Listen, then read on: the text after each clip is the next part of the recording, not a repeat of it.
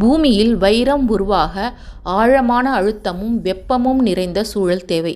பூமியின் மேலோட்டத்தில் கீழ் சுமார் 150-200 கிலோமீட்டர் ஆழத்தில் 1200 முதல் 1800 டிகிரி செல்சியஸ் வெப்பநிலையில் கார்பன் அணுக்கள் ஒன்று சேர்ந்து படிகமாக மாறி வைரங்களாக உருவாகின்றன.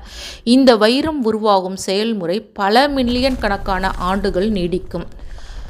கார்பன் அணுக்கள் பூமியின் ஆழத்தில் உள்ள கார்பன் மூலக்கூறுகளால் நிரப்பப்பட்டு உயர் வெப்பம் மற்றும் அழுத்தத்தின் கீழ் வைரங்களாக மாறுகின்றன. பூமியின் மேற்பரப்பிற்கு கீழே 150 முதல் 200 கிலோமீட்டர் ஆழத்தில் 1200 முதல் 1800 டிகிரி செல்சியஸ் வெப்பநிலையில் கார்பன் அணுக்கள் ஒன்றாக அழுத்தப்பட்டு வைரங்கமாக படிகமாகின்றன.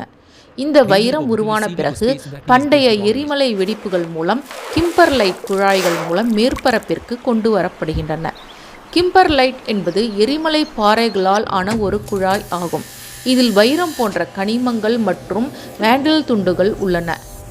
இந்த கிம்பர்லைட் குழாய் வழியாக வைரங்கள் மேற்பரப்பிற்கு கொண்டு வரப்படுகின்றன. வைரம் உருவாக பல மில்லியன் ஆண்டுகள் ஆகும். இது பூமியின் ஆழத்தில் உள்ள தீவிர அழுத்தமும் வெப்பமும் தொடர்ந்து நிலவும் ஒரு சூழலில் நிகழ்கிறது.